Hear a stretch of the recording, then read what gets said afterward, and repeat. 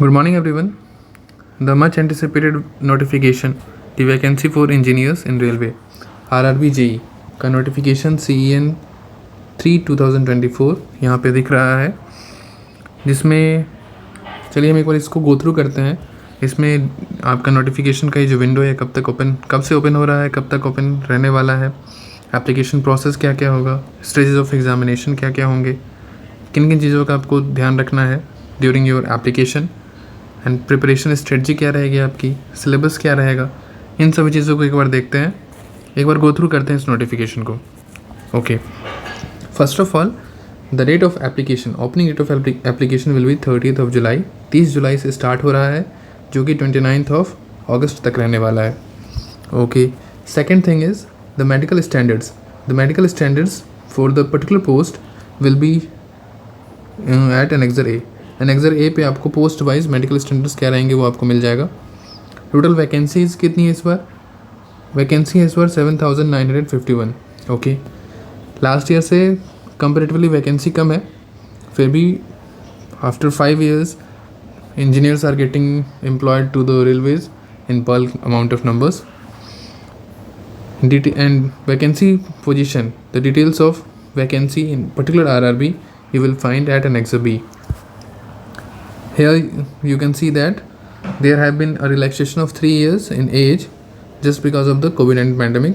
तो यहाँ पे एज रिलैक्सेशन भी दिया गया है, 18 से 36 साल तक इस बार एज रिलैक्सेशन दिया गया है। इंपॉर्टेंट इंस्ट्रक्शंस क्या दिए गए हैं कैंडिडेट को, एक बार गो थ्रू करते हैं। Important instructions are that application to more than one RRB will lead to rejection of all the applications. यहाँ पे आप लोग को ध्यान देना है कि एक कैंडिडेट जो है पर्टिकुलर एक ही RRB के लिए अप्लाई करे, मोर देन वन RRB आपका जो एप्लीकेशन है वो दोनों RRB से रिजेक्ट हो जाएगा, फर्स्ट थिंग। सेकेंड, आपको पोस्ट पैरामीटर्स, पर्टिकुलर आप किस पोस्ट के लिए एलिजिबल हैं, वैकेंसी पोजीशन क्या है, ये कहाँ पे मिलेगा, तो यहाँ पे लिखा हुआ है at important instructions para number 3, post parameters you will find it in Annexure A and vacancy table you will find it in Annexure B. Read those annexes carefully before choosing which RRB you will have to apply, which RRB you will be beneficial to apply depending upon the number of vacancies you are eligible. Okay, coming on to the next, what is about the stages of exam. इसमें 2 stage होगा exam का, CBT का 2 stage रहने वाला है, CBT 1 and CBT 2। उसके बाद आपका DV होगा एंड देन मेडिकल एग्जामिनेशन होगा। तो टोटल इसमें 4 स्टेजेस इन्वॉल्व होंगे, जिसमें 2 CBT है, 2 CBT है आपका, and then DV and then medical examination. Okay, depending upon the marks scored by the candidate in CBT 1, total 15 times of candidate will be called for the CBT 2 stage. That may increase or decrease as per the requirement of the railway administration. तो total 15 times जो candidate है वो call किया जाएगा CBT 2 के लिए। ठीक है, एक चीज़ यहाँ पे और इम्पॉर्टेंट है, क्या नेगेटिव मार्किंग रहने वाली है। There will be negative marking, कितने, 1/3 mark of allotted mark for every wrong answer in the CBT। ठीक है, next important thing is para 1.12 preference for the post and railways और रेलवे यूनिट। इसमें क्या लिखा हुआ है, candidates will have to indicate their options and order of preference for the various post for which they are eligible in the opted RRB in there online application. Candidates will not be considered for any post that they have not opted for. Okay, आप जिस भी particular RRB को choose कर रहे हैं उस RRB में देखें आप किस किस पोस्ट के लिए एलिजिबल हैं, and depending upon your eligibility आप उसमें अपना एक प्रेफरेंस डालें। जैसे मैं एक एग्जांपल आपको बताता हूँ, मान लेते हैं अभी आपका कोई जेई सिविल में आपके मान लेते हैं 3 अलग अलग पोस्ट्स हैं, जैसे bridge and P way is the first. Okay, second is design, drawing and estimation and third is works. मैं ऐसा एज एग्जाम्पल आपको समझा रहा हूँ। कोई एक सिविल इंजीनियर है जो कि इन 3 पोस्ट के लिए एलिजिबल है, तो वो वहाँ पे अपनी प्रेफरेंस दिखाएगा कि मुझे फर्स्ट प्रायोरिटी में ये चाहिए, सेकंड में ये चाहिए एंड थर्ड में ये चाहिए। अगर आप इसमें से कोई भी एक छोड़ देते हो एंड एट ईयर दो और later stage of examination you will not be permitted to opt for that particular post you have not choose at the earlier stage। अगर आप इसमें से आप प्रेफरेंस डाल दो कि मुझे पहले ये चाहिए, फिर ये चाहिए, फिर ये चाहिए, ऐसा आप प्रेफरेंस डाल के, मैं पर्टिकुलर एक ऑर्डर नहीं बता रहा हूँ, एज मैं आपको बस एक एग्जांपल बता रहा हूँ कि आपको जितने आपको जहाँ ज़्यादा से ज़्यादा ऑप्शंस मिले आप उसको चूज़ करके रख लें depending upon your priorities. Okay, total vacancy details आपको कहाँ पे मिलेगा? Vacancies post parameters in annexure A, जिसमें qualifications, medical standards, suitability criteria for PWD etcetera आपको एनेक्सर 1 में मिलेगा, एनेक्सर ए में। ओके, मेडिकल स्टैंडर्ड्स आपको यहाँ पे लिखे हुए हैं कि किस पर्टिकुलर पोस्ट के लिए A3 कैटेगरी में कितना विज़न होना चाहिए, B1 में क्या होना चाहिए, ये पर्टिकुलर मेडिकल स्टैंडर्ड्स आपको इस टेबल में यहाँ पे दिख रहा है, table in this table eight para 3। What about the educational qualification? Educational qualification आपको एनेक्सर, फिर से एनेक्सर ए में हम उसको देखेंगे, एनेक्सर 1 में क्या क्या लिखा हुआ है। एनेक्सर ए में लिखा हुआ है, जिसमें लिखा हुआ है कि candidates must already have educational and technical qualification prescribed as on date of closing of application, that is 29 of अगस्त। तो अगर 29 अगस्त से पहले आपके पास अगर एलिजिबिलिटी रहती है, आपके पास डिग्री है, आपके पास डिप्लोमा है, तो आप इस पर्टिकुलर वैकेंसी के लिए एप्लीकेशन कर सकते हैं। Examination fee 500 for general and OBCs and rest of them for SC ST female it will be 250 and 400 जिसमें आपका रिटर्न मिल जाएगा if you appear in the CBT 1 stage, and 250 will be return to all of them if they appear in the CBT 1 stage. Okay, the next important thing is the recruitment process. Recruitment process में मैंने आपको पहले भी बताया कि आपको सिर्फ एक RRB के लिए अप्लाई करना है। मोर देन 1 RRB अगर आप अप्लाई करते हैं तो आपका 2 एप्लीकेशन है वो रिजेक्ट कर दिया जाएगा सभी RRB से। रिक्रूटमेंट प्रोसेस क्या रहेगा? First stage CBT, second stage CBT, then document verification and then medical examination. Okay, first stage CBT में टोटल आपको 90 मिनट का ड्यूरेशन रहेगा for the exam. Total number of questions 100 रहने वाले हैं। What will be the syllabus and pattern आपको यहाँ पे दिख रहा होगा। टोटल नंबर ऑफ क्वेश्चंस 100 रहने वाला है, जिसमें मैथमेटिक्स के 30 questions, general intelligence and reasoning के 25 क्वेश्चंस, जनरल अवेयरनेस के 15 क्वेश्चंस, जनरल साइंस के 30 क्वेश्चंस। टोटल यहाँ पे आपको 100 मिल रहा है। Okay, and for these particular section यहाँ पे आपको डिटेल्ड सिलेबस भी दिया गया है, जैसे मैथमेटिक्स में आपको कौन कौन से चैप्टर्स करने हैं, number system, BODMAS, decimal, fractions, LCM SCF, ये पर्टिकुलर आपको इन सब चैप्टर्स से ही क्वेश्चंस पूछे जाने वाले हैं, तो इन सब चैप्टर्स को अच्छे से प्रिपेयर करें। For general intelligence and reasoning आपको क्या क्या पढ़ना है, analogies, alphabetical and number series etcetera, ये आपको। फिर जनरल अवेयरनेस का वेटेज बहुत कम है CBT 1 में, जो कि 15 ही है। ओके, जनरल साइंस इसका वेटेज अच्छा मिला है इस बार, 30 है। ये टोटल पैटर्न क्या रहेगा आपको टोटल यहाँ पे दिख रहा है, मार्क्स का क्राइटेरिया भी है। टोटल 100 मार्क्स का होने वाला है CBT 1। CBT 1 के मार्क्स पे आपको CBT 2 में अपेयर होने का चांसेस मिलेगा। CBT 2 में टोटल 15 टाइम्स ज़्यादा कैंडिडेट कॉल किए जाएंगे, वैकेंसी जितनी है। सपोज़ अगर किसी RRB में 100 वैकेंसी है तो उसका 15 times means 1500 candidates will be called for CBT 2। Okay, CBT 2 में आपका सिलेबस क्या रहने वाला है, ड्यूरेशन ऑफ एग्ज़ाम क्या होगा?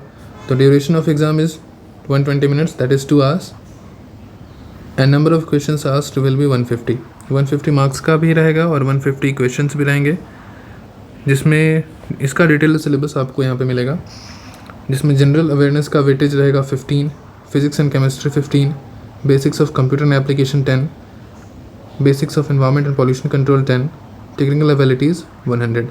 ये आपका ब्रांच कोर पेपर 100 का वेटेज रहेगा, बाकी इनका 50 का वेटेज, टोटल 150 मार्क्स का आपका CBT 2 रहने वाला है।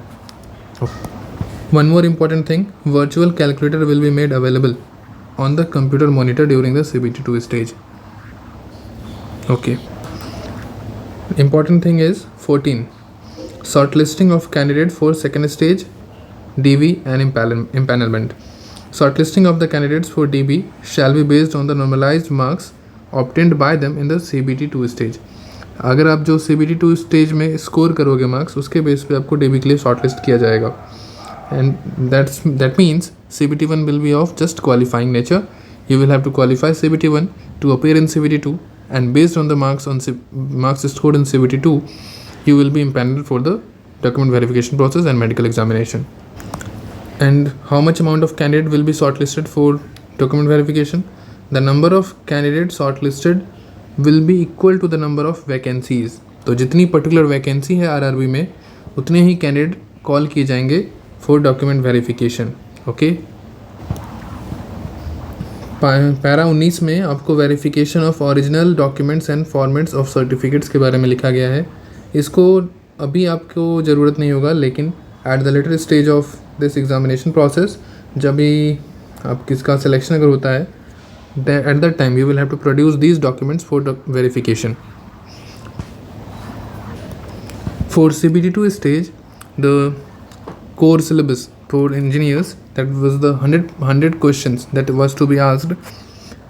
syllabus यहाँ पे आपको मिलेगा at Annexure 7. Annexure 7 में आपको ब्रांच वाइज सिलेबस, जैसे सिविल का 7A में सिलेबस दिया गया है, डिटेल्ड सिलेबस मिलेगा आपको.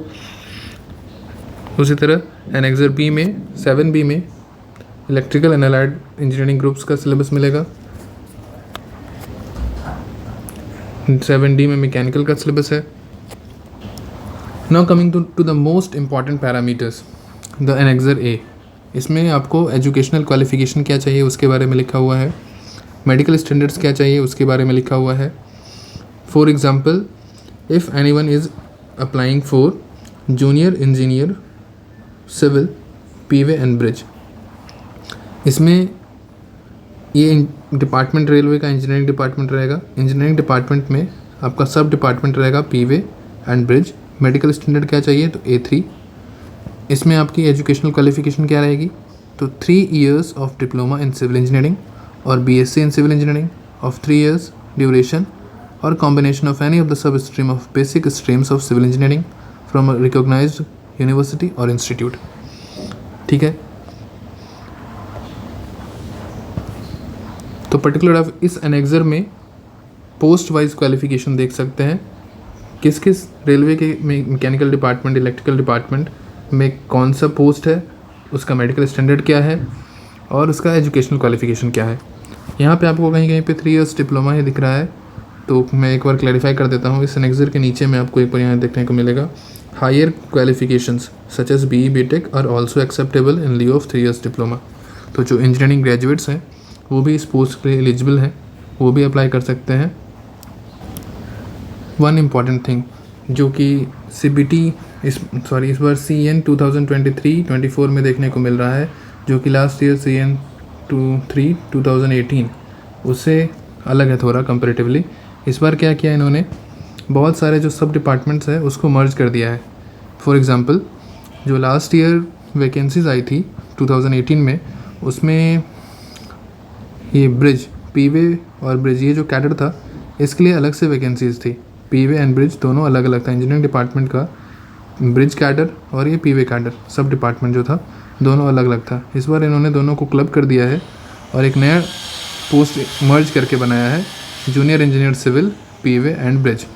इसी तरह इन्होंने अलग अलग डिपार्टमेंट, जैसे इलेक्ट्रिकल डिपार्टमेंट के इन 4 ये जो 4 सब डिपार्टमेंट थे इनको मर्ज कर दिया है. इन मर्ज करने के बाद एक नया कैडर बना दिया है इन सबको यूनिफिकेशन करने के बाद, जूनियर इंजीनियर इलेक्ट्रिकल.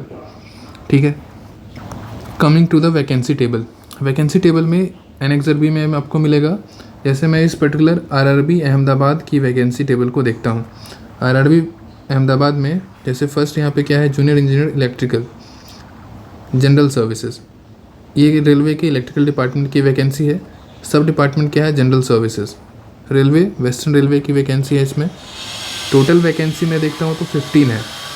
इससे क्या पता चलता है, ये इलेक्ट्रिकल डिपार्टमेंट की वैकेंसी है. इसके लिए एलिजिबिलिटी क्या रहेगा, तो एलिजिबिलिटी के लिए आपको एनेक्सर A में आना होगा. एनेक्सर ए में हम लोग देखते हैं एनेक्सर ए ऊपर है। एनेक्सर ए में देखते हैं, एनेक्सर ए में आपको यहाँ 4 पे दिख रहा है junior engineer electrical general services electrical department. इसके लिए एलिजिबिलिटी क्या रहेगी? 3 years diploma in mechanical electrical electronics. Electrical department की वैकेंसी है, लेकिन इसके लिए मैकेनिकल इलेक्ट्रिकल इलेक्ट्रॉनिक्स सभी diploma holders and degree holders इसके लिए एलिजिबल है। तो एक बार जब भी आप आरआरबी का सिलेक्शन करते हैं कि मुझे पर्टिकुलर किस आरआरबी में अप्लाई करना है, तो एक बार ये ध्यान से देख लीजिए कि उस आरआरबी में पोस्ट डिटेल्स जो दी गई हैं, ये पोस्ट डिटेल्स आपको, ये सारी पोस्ट डिटेल्स हैं, उसके लिए एनेक्सर ए में जो पोस्ट पैरामीटर्स हैं उसके लिए आप एलिजिबल हो। अगर आप एलिजिबल हो तो आप उस आरआरबी को सेलेक्ट करें और उसके बाद पोस्ट प्रेफरेंस में आपको सारे पोस्ट दिखेंगे। ठीक है, थैंक यू।